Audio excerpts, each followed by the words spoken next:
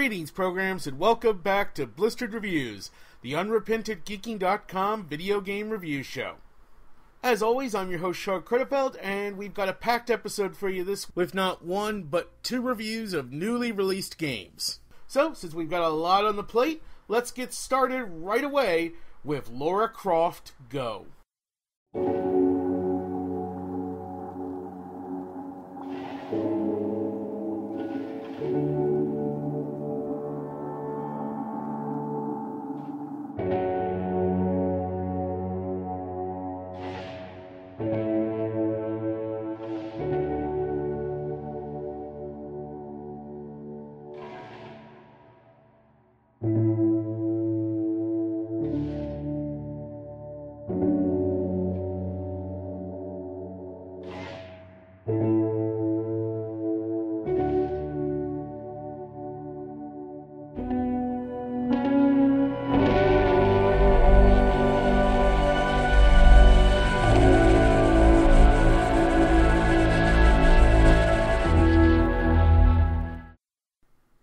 Square Enix's 2014 mobile release Hitman Go was an interesting little experiment.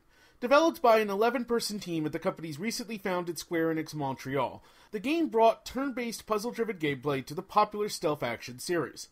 Along with a unique visual style, the game made for a memorable and very successful release, and now a follow-up has come along in the form of Lara Croft Go, which, as the title suggests, brings the Go formula to the Tomb Raider franchise.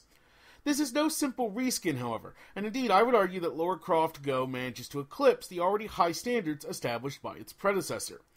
Unlike Hitman Go, which featured a series of levels taken from various points across the Hitman series timeline, Lara Croft Go plops its title character, for those who care, this is in fact the pre-reboot version of Lara, into a completely new adventure set across a series of jungle-based ruins. As with the previous Go game, all the action in Lara Croft is turn-based, with turns alternating between Lara and the various enemies and environmental obstacles around her.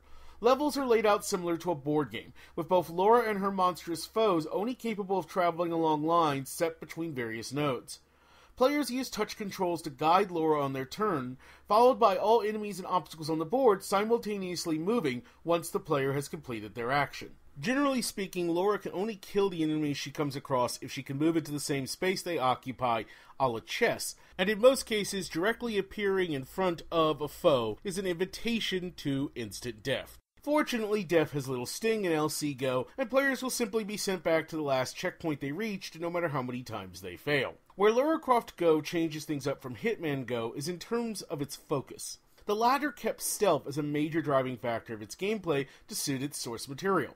Disguises, avoiding notice by enemies, and backtracking across a given location all played a major part in Hitman Go. Not so in Lara Croft Go, which instead has exploration and puzzle solving as its core, as befits its source material.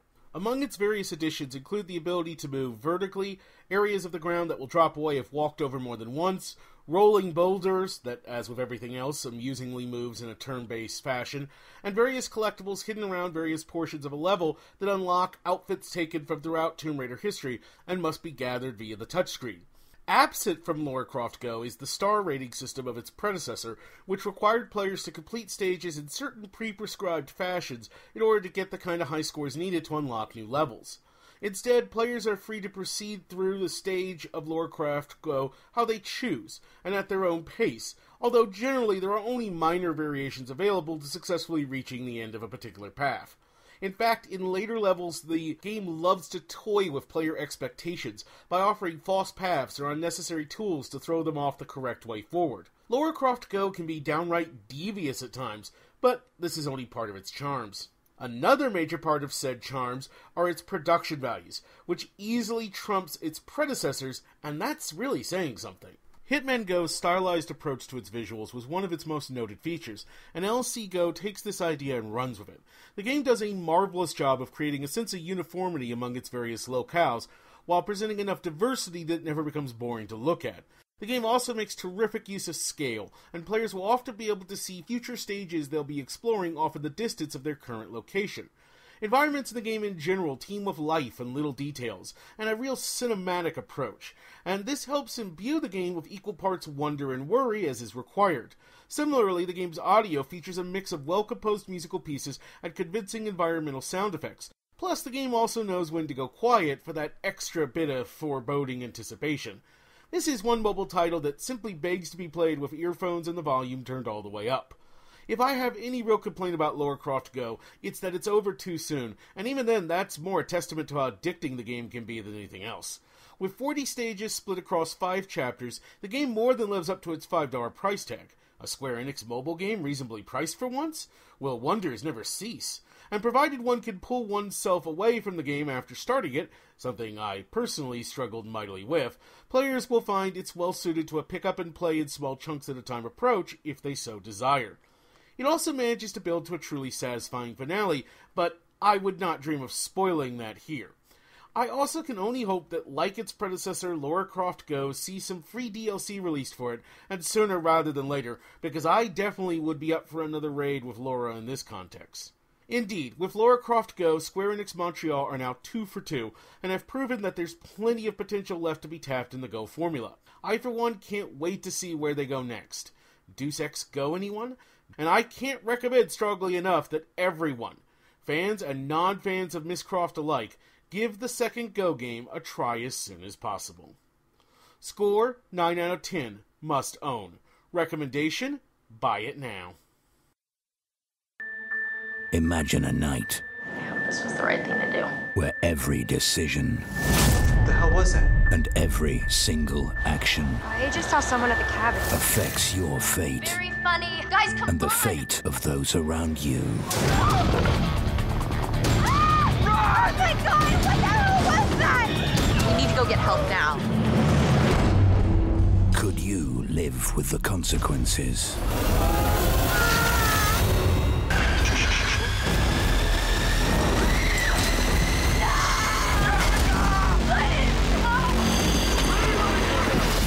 Until dawn, only your choices determine who will survive. Save perhaps a comedy, I can think of no other kind of story harder to tell than a horror story. And that's because both horror and comedy are incredibly subjective, and trying to create an example of either that has universal appeal can be a fool's errand even at the best of times. The simple truth is that what scares one person could leave another rolling on the floor laughing, and vice versa. Still, if you want to play around in the horror genre, I can think of no better medium to do so than video games. The interactive nature of gaming gives developers a leg up when it comes to drawing players in and making them feel like they truly are a part of whatever frightening or awful event is unfolding on the screen. Done right, a proper horror game can invoke the power of the unseen like a good book, while also tapping into the unique fear that comes from knowing things won't continue along their terrible way until the player themselves wills it. And I can think of few better examples of this than the just-released PS4 exclusive Until Dawn, a game which takes the now well-worn conventions of the slasher film and imbues them with new power by combining them effectively with the conventions of the modern adventure game. I'm not going to bother going into too much detail on the specifics of Until Dawn's story because A, like I already said, the general setup is boilerplate slasher film, i.e. a group of older teens return to an isolated location, in this case a large mountain lodge located far from the rest of civilization, where a year ago 2 of their friends died under mysterious circumstances, and what began as a night of partying and fun soon takes a dark and potentially deadly turn. Then B, half the fun of the game's story comes from unraveling all its little twists and mysteries firsthand. What I will say about the game's story is this. While the plot is familiar horror fare, it's the characters that elevate Until Dawn to a higher level. Well, some of them at least. So, while you do get archetypes such as the jock, the jokester, and the obvious final girl candidate, each of these characters has more to them. Or at least they can. Because one of the great strengths of Until Dawn is the way it takes advantage of player choice to shape the characters in the game itself. Take the jock, for example. At first glance, he's the typical kind of semi-bully who gets his way and isn't afraid to push back against others, But if you play him a certain way, he reveals a deeper side to him, and a side that shows real compassion and concern for his friends. He's not just the archetype he appears to be. And that level of nuance goes for many of the characters in Until Dawn, including even the game's nominal main bad guy, though you don't get that until much later in the game, once their identity is revealed. I wish I could say that all the characters in the game were that well written, but unfortunately, a number of the female characters, along with the game's sole black character, well, they tend to descend a bit more into cliche, and annoying cliches at that, and it's a shame that all the characters in the game can't overcome the slasher tropes they're clearly drawn from, but the fact that Until Dawn has the level of depth it does was a pleasant surprise all the same. Indeed, it would be fair to say that I went into the game with rather low expectations, only to find a legitimately well-written story awaiting me. The game's plot may be familiar, but it's well told all the same, with a lot of legitimately engaging history and lore hidden around the margins for those inclined to look for it.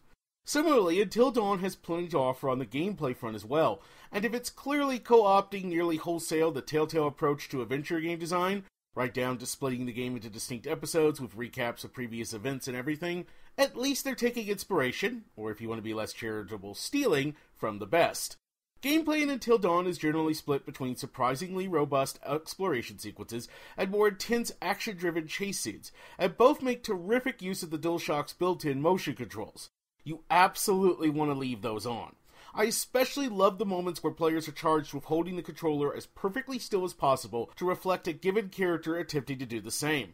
Every time the game went to this device, it created a remarkable amount of tension in me, and even outright fear, and it's something that other horror games would do well to crib from going forward.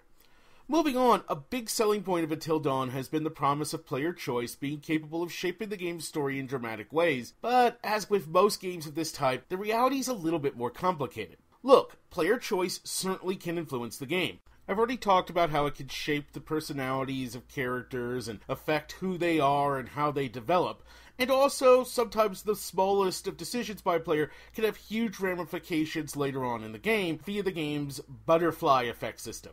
You know, butterfly flaps its wings, hurricane, across the world, yada yada, chaos theory. Oh, look at the drops of water. You didn't think about if you should do it. Ian Malcolm, you get what I'm talking about. All of those are there, and certainly those choices can very much influence who lives or dies. The trick is that ultimately who lives and dies is only of so-so importance to the overall plot. Or to put it another way, some characters aren't going to die at certain points in the game.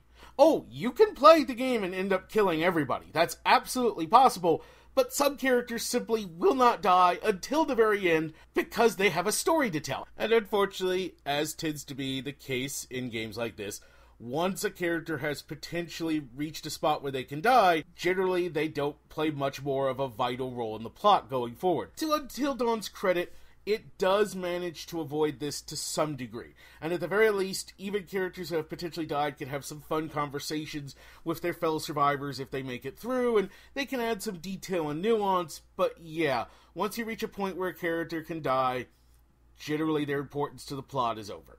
Generally. And look, that's just the reality of telling a story. Adventure games tell stories. That is part and parcel of what they do. And while you could have player choice certainly influence things to some degree, ultimately you start at point A and you got to end up at point C. Now, yes, maybe players can choose if they're going to go to point B or point 2 or point Zebra, but ultimately they still have to end up at point C. That is the nature of the beast. So if you are one of those people who insist that games like this, where they're promised choice, they must be able to shape every single thing, and they have to be able to derail the plot if they want, sorry, you're not going to get that in this game, and you're unlikely to ever really get that in any kind of well-written or well-put-together adventure game of this type, if it comes to that. Of course, that does raise the issue of replayability. Now, technically, of course, maybe you can replay the game to see deaths you didn't get to see last time, or to see who lives, but since the basic plot doesn't change all that much based on who lives and dies, there's not a ton of replay value in the game. It made more complicated by the fact that one of the better parts of the game is unraveling the mystery, collecting clues, figuring out what's going on, and again, the identity of the serial killer is always the same. The identity of what's really going on in the mountain, the secret of that is always the same. So once you know all the big twists, the game definitely loses some of its punch.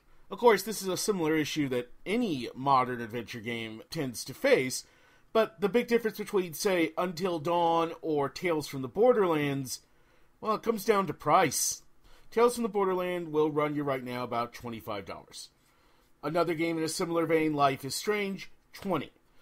Neither of those games have completed their episodic release yet, but it seems pretty likely they're both going to weigh in between 7 and 10 hours, depending on how long you take and if you replay all the different options and stuff like that. But generally speaking, Telltale games, adventure games of this like, they rarely go over 10 hours, and for good reason. And Until Dawn is the same. Most players should be able to complete it between 7 and 9 hours.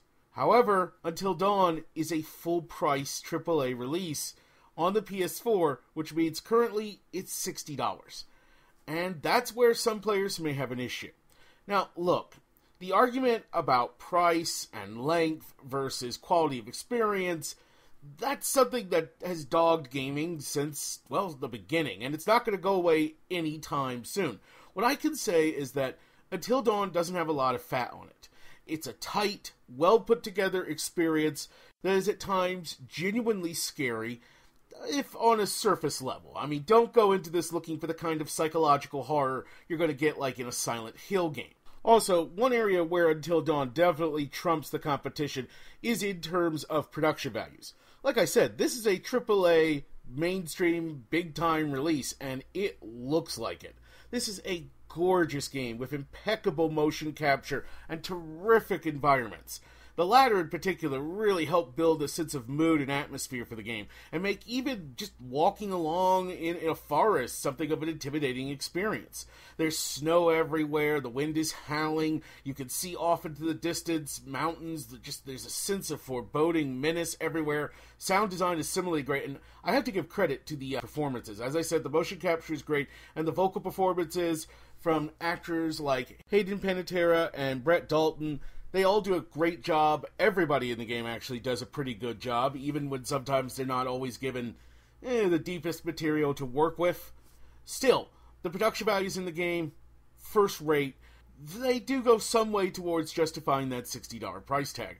Now, to be fair, in the interest of full disclosure, I didn't actually buy Until Dawn. I rented it from my local Redbox, and I played it over the weekend.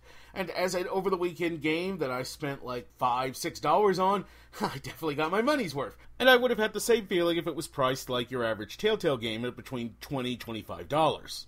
Would I have felt that way if I'd spent $60? Probably not, but then again, that's why I didn't spend $60.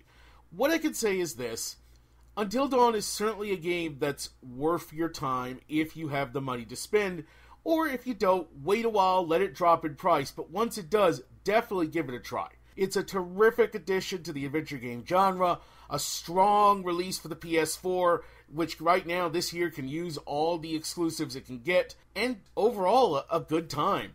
It takes on all the various tropes of the slasher genre, plays with them in some clever ways, and is just well done.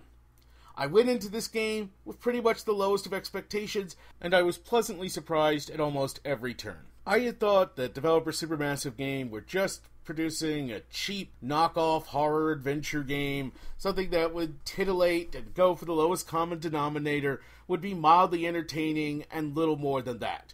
What I got was a game with surprising depths, and clearly reflects a lot of legitimate, genuine effort put into it on the part of its developers. Until Dawn certainly isn't perfect, but it's a lot better than it has to be, and overall I can say it's one of the more enjoyable adventure games I've played this year, which is not something I expected to be saying when I started playing. As we enter autumn, Until Dawn stands as a perfect Halloween treat in the lead up to the ultimate holiday of holidays, and it's a game I could heartily recommend to all who are interested in it. Score, 8 out of 10. Awesome. Recommendation, try it out. And that's going to do it for this episode of Blistered Reviews. Come back later in the week when I'll be taking a look at a number of recent conclusions for TV shows, including Dark Matter, Killjoys, and Hannibal. As always, you can check out more of my stuff at channelawesome.com and also at unrepentedgeeking.com. There you can find additional episodes of Blistered Reviews, Unrepented Geeking, and Ramblings, my regular podcast, audio-only podcast. You can also find Ramblings over on iTunes and a whole variety of podcast aggregators. So please go ahead and check those all out. You can also find me at YouTube under Unrepented Geeking and Storyteller SJK, and you can find my Patreon at patreon.com/unrepentedgeeking. Any support you can throw my way is, of course, greatly appreciated. I have to do this all, with my own money, and, well, money's a bit tight, so any help you can provide, even just a little bit, couple dollars here and there, yeah. Barring that, at least please tell people, keep the links circulating, let people know about the show if you liked it. Any help you can provide, as always, is greatly appreciated. Until next time, then, for Channel Awesome and Blistered Reviews, I'm Shaun Cronenfeld, wishing you all happy gaming. And remember, October and all its attendant monsters are coming. Stay safe out there.